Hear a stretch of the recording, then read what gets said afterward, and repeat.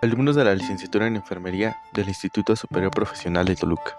Presento una entrevista sobre el parásito Giardia lamblia con el Dr. Medina Contreras Óscar, biólogo en biomedicina. Pues nosotros somos del Instituto Superior Profesional de Toluca, de la licenciatura de Enfermería. Y pues entonces damos inicio con las preguntas, por favor. Bueno, nos gustaría saber cuáles son los parásitos más comunes que se transmiten a los seres humanos por la Giardia lamblia y como por qué. Giardia es uno de los más comunes. Lombrices de las diferentes especies es como el segundo más o otro de los más comunes. Eso depende exactamente de dónde estés estudiando, porque en algunas zonas, por ejemplo, Giardia puede llegar hasta el 100% y en otras zonas ser el 3%. Entonces, en términos generales, no recuerdo que haya estadísticas, o no recuerdo las estadísticas acerca de cuál es el más abundante, pero en general Giardia, tenias y amibas son como los más abundantes. Ok, gracias. ¿Y cuáles son los tipos de muestras para identificar pues tal parásito? Igual, depende del tipo de parásito. En estos que mencioné, que generalmente son infecciones intestinales, lo más común es las veces para hacer la búsqueda de los parásitos, ya sean macroscópicos o con pruebas de colorimetría para identificarlos. Hay otros parásitos como tripanosoma que viven en los eritrocitos. Entonces, para eso tienes que sacar la sangre y hacer los brotes y ya ubicarlos ahí. Entonces, a fin de cuentas, depende de dónde esté el parásito que quieres buscar. Pero sí, como la gran mayoría se adquiere por la vía oral, a través de las heces, pues sí detectar una gran cantidad de... Ok, entonces pues seguimos con las preguntas. ¿Para qué sirve un examen coproparasitoscópico? Justo para, ahorita les había dicho, en la muestra de heces lo que haces es buscar la presencia del parásito o de sus productos, ya sea el parásito en su estadio adulto o alguno de los estadios intermedios, como los quistes o tocozoitos o cualquier forma de huevo que se transmite. Ok, sí. ¿Cuáles son las enfermedades más comunes de los parásitos? Eso depende muchísimo de las zonas donde lo estés midiendo. Como les decía, estos parásitos gastrointestinales son muy abundantes. Las tenias o las lombrices, las amibas y Giardia, por ejemplo, serían de los más abundantes en países en desarrollo. Nosotros podemos tener las diferentes zonas del país. 3% en las zonas urbanas de las ciudades grandes y hasta 50% en zonas rurales. Pero en África, por ejemplo, hay zonas donde llega hasta el 100% de prevalencia de Giardia. Entonces, la abundancia depende mucho del lugar geográfico donde estés estudiando la parasitosis.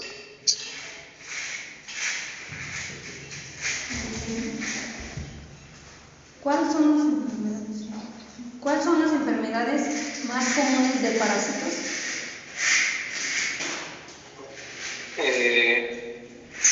Hay muchísimas, todas son, en las zonas donde son técnicas son muy abundantes, pero por ejemplo, tricomonas es muy abundante en las mujeres.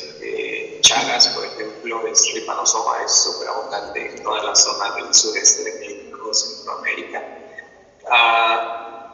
Las lombrices o ascaris en todas zonas donde hay un poco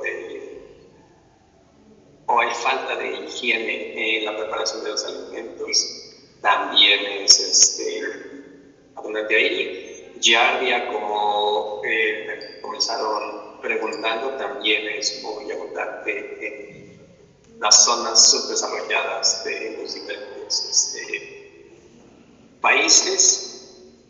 Y así hay una gran cantidad de diferentes parasitosis.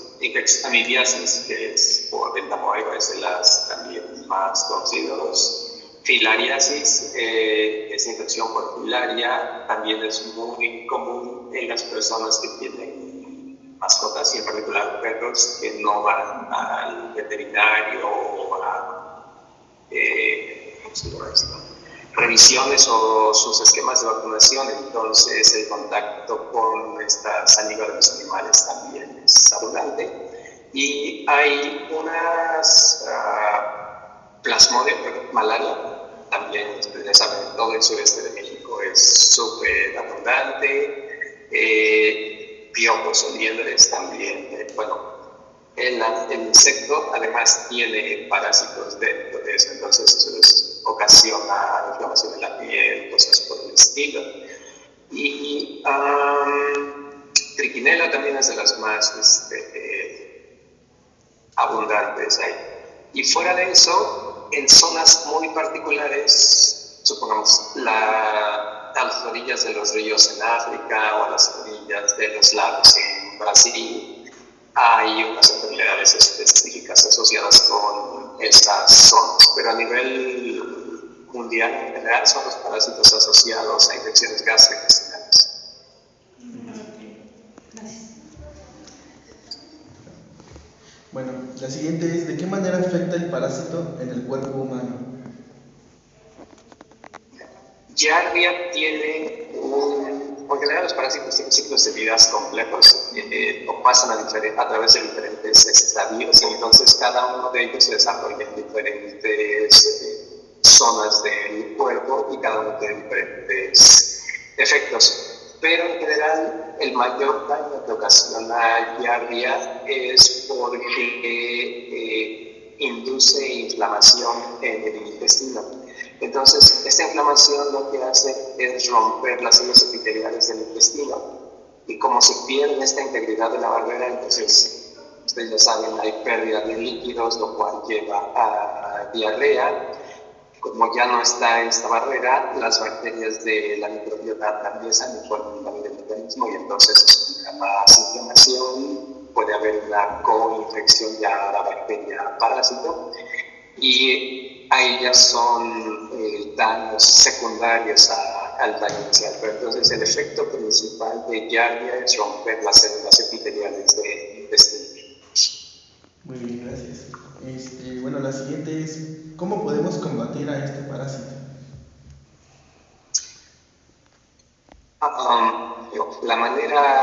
Tenemos dos maneras muy eficientes. Higiene, que es la principal. Ya sabemos los sitios donde normalmente están, ya sabemos de dónde viene. Entonces, lavarse las manos soluciona un montón de estas infecciones. Antes de agarrar los alimentos o antes de meterte algo a la boca es una de las primeras. El acceso a agua limpia o agua tratada, potable, también es básico. Ustedes pueden ver el agua de los ríos o de los lagos súper limpia, pero están llenas de parásitos. En esas hay muchas amibas y en particular de estas amibas que tienen trofismo al cerebro. Entonces hay muchas enfermedades de parásitos, de nadadores en lagos que pasan el cerebro porque las amibas nos comían. Y la segunda o la tercera mecanismo es utilizamos antiparasitarios. El problema de esos medicamentos es que también tienen muchos efectos, ya sea tóxicos para el cuerpo o secundarios con respecto a la microbiota, que entonces les pueden causar algunos otros síntomas o malestares. Entonces, en general, higiene y acceso a agua potable es como el principal mecanismo. Y la segunda, estos antibióticos.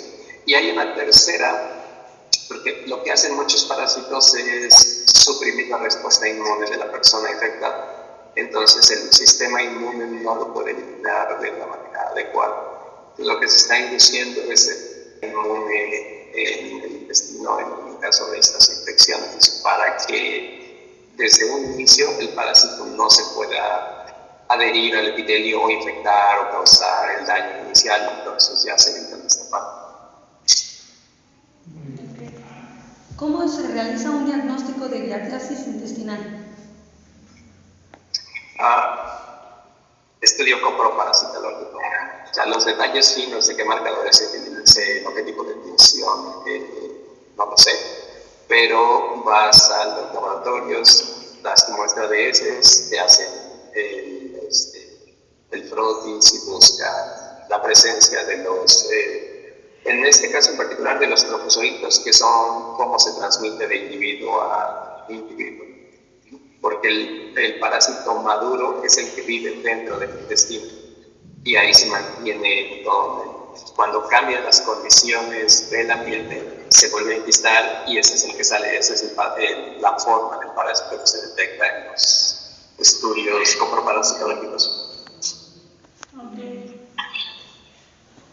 Bueno, es que ¿qué técnicas parasitológicas se utilizan para determinar giardiasis? De los que yo conozco, aparte de copros, son PCR para buscar la presencia de estos en las heces, igual, genes del parásito, o ELISAs para buscar antígenos de superficie del parásito. Fuera de eso, no sé si hay alguna otra técnica más general o más... Respecto a la anterior, son estas tres. ¿Qué Primero, síntomas por presenta la microscopía, giardiasis intestinal? buscas la presencia del parásito en las heces. Por ELISA buscas los antígenos del parásito, o por PCR buscas la presencia de los genes en las heces. ¿Cómo se forman los quistes? ¿No te digo cómo se forman los genes? El quiste del Giardia lambia. Sí, como les decía hace rato, el estadio infectivo y el que recibe en el intestino es el trofozoito, y ese es el que se mantiene siempre adherido al epitelio y el que se está alimentando de todo el exterior. Cuando el daño ya es muy grande y ya no hay de qué alimentarse, o cuando el sistema inmune empieza a reconocerlos, entonces es cuando el metabolismo de estos trofozoitos cambia, y entonces lo que hace otra vez es empezar a condensar su DNA, a dejar de ser metabólicamente activo y de formar esta cubierta que lo va a proteger en el exterior. Y entonces, como estos ya no son, ya no tienen las proteínas para adherirse al epitelio, entonces salen muy fácilmente a través de las heces y ya los pueden detectar como cualquiera de las pruebas que hablamos hace rato. En una persona, normalmente, una persona sana e inmunocompetente, eso quiere decir que su sistema inmune está funcional, entre 2 y 3 semanas se resuelve de manera natural la infección. El problema es si tiene alguna inmunodeficiencia o si tiene alguna otra coinfección por alguna bacteria u otro parásito, entonces es cuando empieza a haber infecciones más agudas. Perfecto, bueno, pues damos por terminado nuestra entrevista y mis compañeros y yo le agradecemos muchísimo por su tiempo que nos brindó ahorita en la entrevista. Y pues muchas gracias. Y con gusto, cuando quieran, soy disponible. Muchas gracias. Gracias.